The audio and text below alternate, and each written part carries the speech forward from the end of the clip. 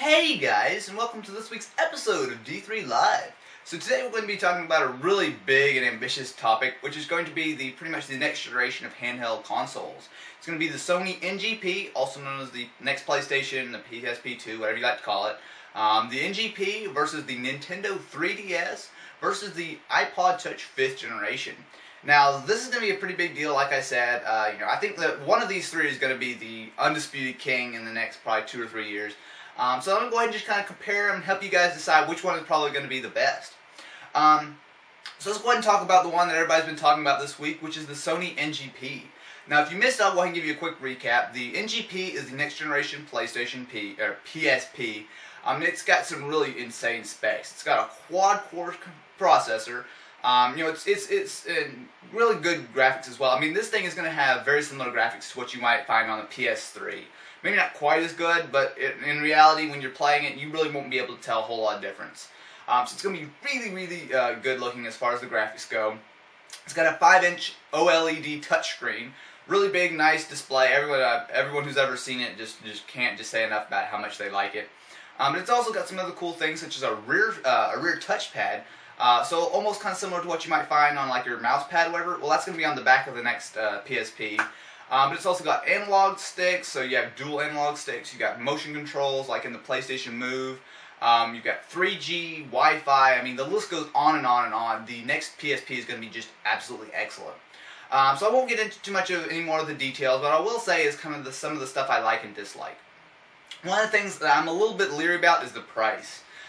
With something like this that has so much huge technology, I mean, you've got processors and this and that and everything, it's probably going to cost a fair bit more than the 3DS. Now, that's kind of an important thing because a lot of people think the 3DS is a bit overpriced. I think the price will come down, but I'll get into that in a little bit. But as far as the NGP is, I think one of the number one things Sony has to be careful of is the price. No one wants a repeat of when the PlayStation 3 came out and it was like $700 and nobody was like, ugh. So as long as they can keep the NGP at a reasonable price point, I would say $400 would be the max.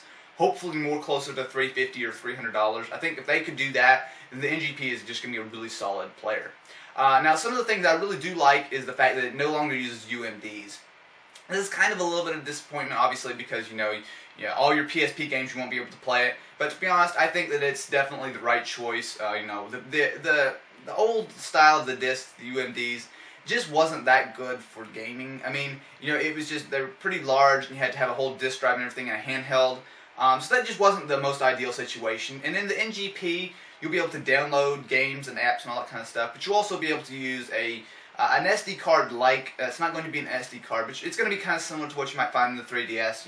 You'll buy it at the store and you go and plug it in and it'll work just fine. So the NGP is definitely, I'm really looking forward to that. It's going to be an absolutely excellent handheld. So next one we're going to talk about is the Nintendo 3DS. Again, I'm going to go ahead and just roll through it pretty quickly here. You do have a 3.5-inch 16:9, not touchscreen, but it's going to be a 3D display. That's pretty much one of the major things about the 3DS is that you're going to be able to use without glasses 3D. This is going to be a pretty cool thing, I think, because obviously 3D is really picking up. You hear more and more about it every day, every week.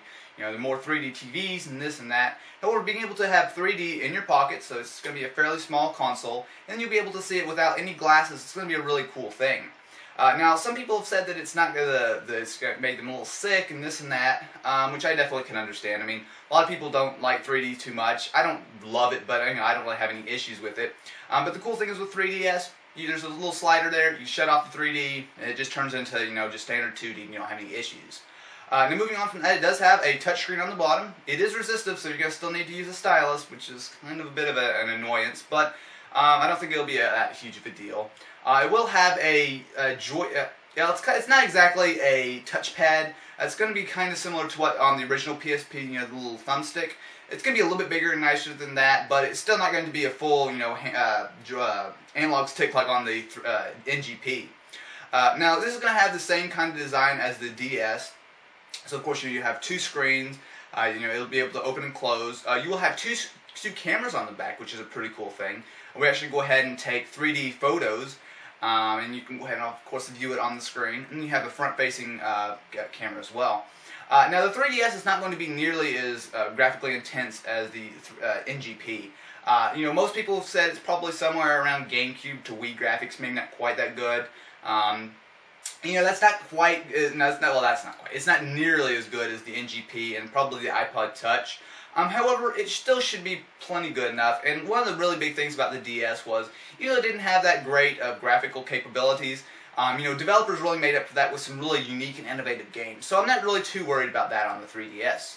Now the 3DS will be available the end of March, or actually the end of February in Japan, and the end of March in the United States and Europe, and I believe a couple of other countries. So pretty much by the end of March, pretty much everyone should be able to pick up the 3DS. It's going to vary price by price through the countries. However, in the United States, it will run you $249. A little bit expensive, but I think it will be pretty good, and I do like the 3DS.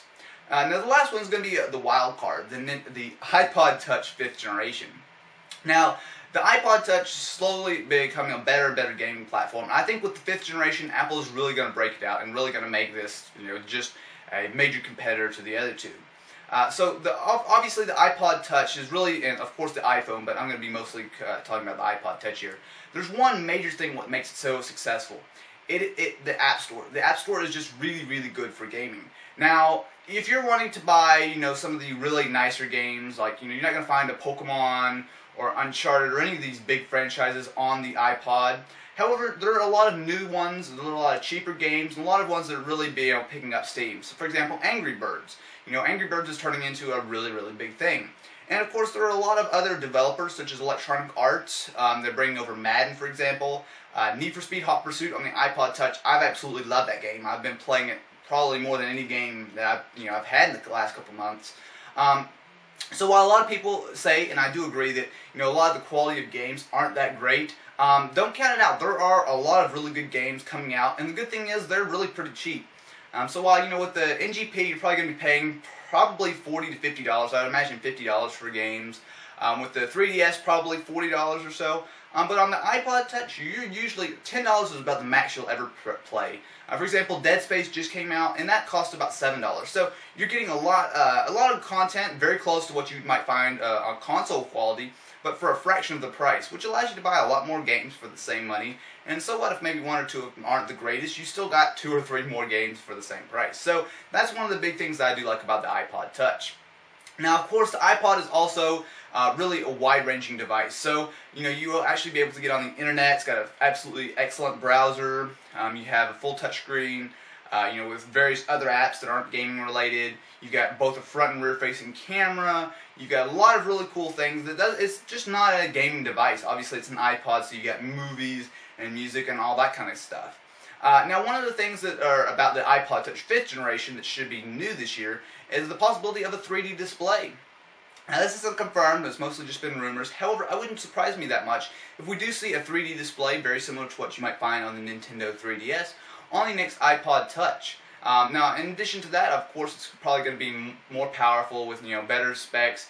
And the graphics are continuously just getting better and better and better. I would say a lot of the games on the on the iPod Touch right now are already PSP quality and above. So with the next generation, it should be much, much better. So anyway, that's my brief wrap up of all three. All three have their pros and cons. The iPod Touch is really good. It's probably going to be along the cheaper. I would say it's going to be about the same price, $230. It might vary, it might be up or down just a little bit, but iPod Touch is really going to be solid, and I'm definitely liking that. And the 3DS, I think, is going to be, after how successful the DS has been, I don't think we're going to have any issues selling millions and millions of them. And, as soon as they do that, that guarantees that the game's going to come, and with that unique 3D display, it's going to add a lot of new, people interested about 3D. However, my pick is definitely going to be the Sony NGP.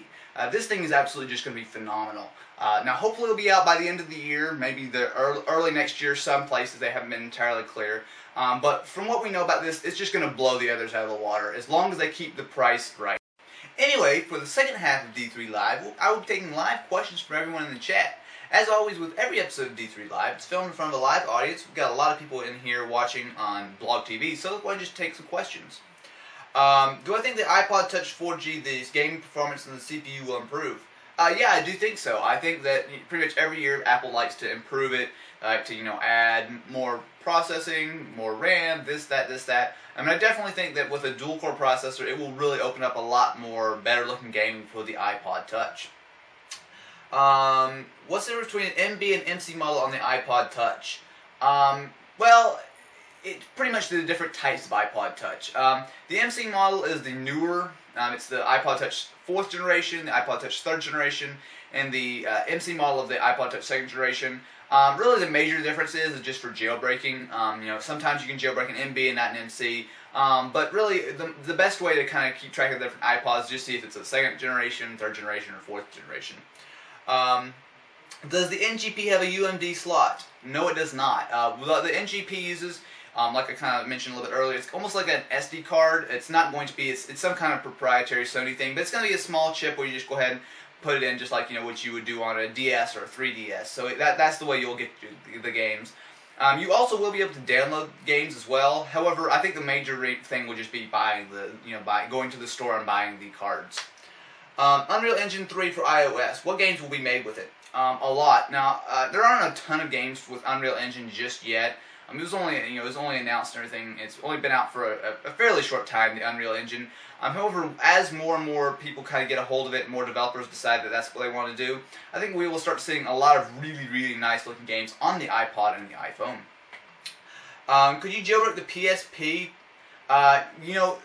There were a lot of people who were able to hack the PSP before, but I think that Sony is really kind of getting annoyed because a lot of that was used just for piracy. And I think Sony is really trying to crack down on that kind of stuff because that hurts them a big time. When there's a lot of piracy, developers decide, we don't want to develop for this, we'd rather do it on some other platform. So I really think that Sony is going to try to crack down a lot harder on the NGP.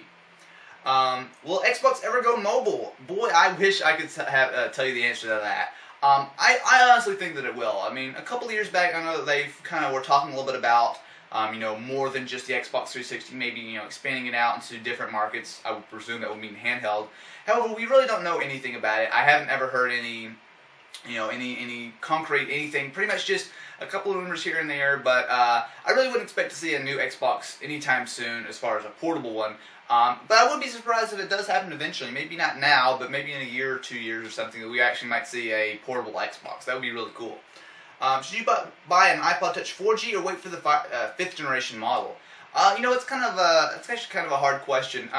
The iPod Touch, they release a new one every September. So it kind of depends. September's a pretty long way away. If you want to, you could go ahead and buy the 4th generation. That's what I have. I really love it. If you want to wait, you absolutely could, but I think that that's a long way away. It'd probably be better to go ahead and just buy the 4th generation now, and then see about maybe getting the 5th generation later. Since the NGP has a front-facing camera and front and back-facing camera, will you be able to make Skype calls? Actually, Sony has been a little bit kind of cagey about that. Of course, the PSP 3000 does have Skype. I would imagine, yes, the next NGP will have Skype, especially with, of course, like you said, the front and rear-facing cameras. However, Sony did not say yes, they didn't say no either, but I would guess, yeah, I would think it would make a lot of sense for it to have Skype. Do I recommend getting the iPhone 4 on Verizon now or in June where they'll update the iPhones? Yeah, I think go ahead. I would recommend not buying the iPhone 4 right now. It just doesn't make any sense on Verizon. Wait until July when when the new iPhone 5 or whatever they decide to come out, the next generation iPhone comes out. I would be really surprised if it doesn't come out for AT&T and Verizon. So unless you absolutely have to have the iPhone right now, I would recommend going ahead and waiting. Anyway, guys, that's it for this week's episode of D3 Live. Now, if you guys are interested in more D3 Live, feel free to subscribe to my channel. You can also go ahead and take a look at D3 Live every week. I do it at Saturday at 3 o'clock Eastern Time, so you can watch the show live or watch it pre-recorded on YouTube. Anyway, guys, thanks for watching.